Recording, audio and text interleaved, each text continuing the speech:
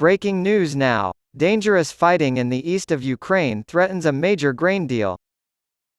On Monday at midnight Istanbul time, 2100 GMT, the agreement that allows Ukraine to export its grain via the Black Sea would have expired.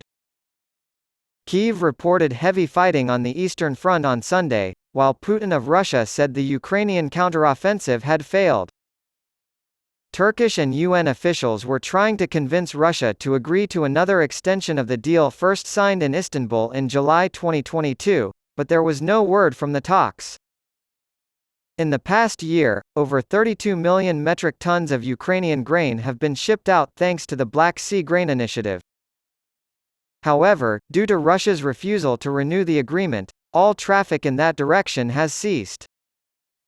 According to the agreement's coordinating body, the Joint Coordination Center, JCC, the applications have not been approved by all parties. Since June 27, no additional ships have been given permission to take part.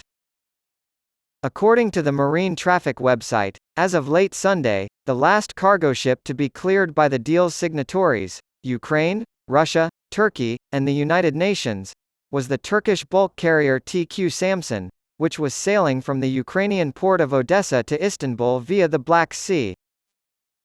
Concerns from Russia.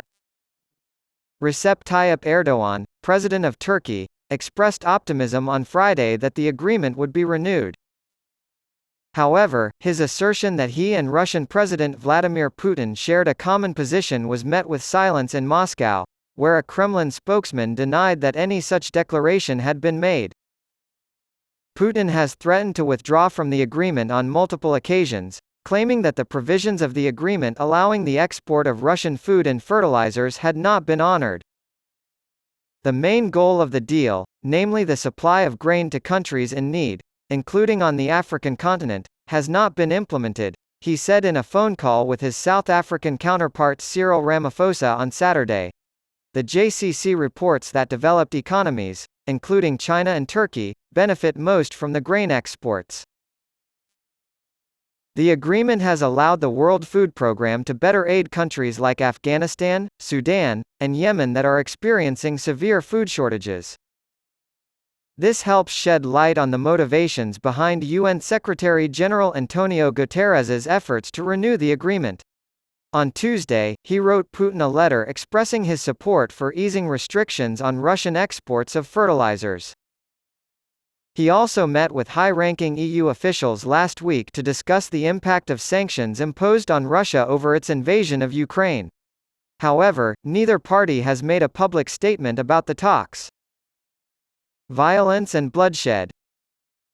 Kyiv has admitted that its much-anticipated counteroffensive on the Eastern Front has met with fierce resistance on the ground in Ukraine. Ukraine reported gains of nearly 2 kilometers around the southern city of Melitopol in the past week, which had been occupied by Russia since the conflict began. Some experts believe their objective is to move closer to the Sea of Azov in an effort to sever Russian supply lines and isolate Russian-occupied Crimea. Defense Deputy Minister Ghana Maliar of Ukraine said on Sunday, the situation has somewhat intensified in the east.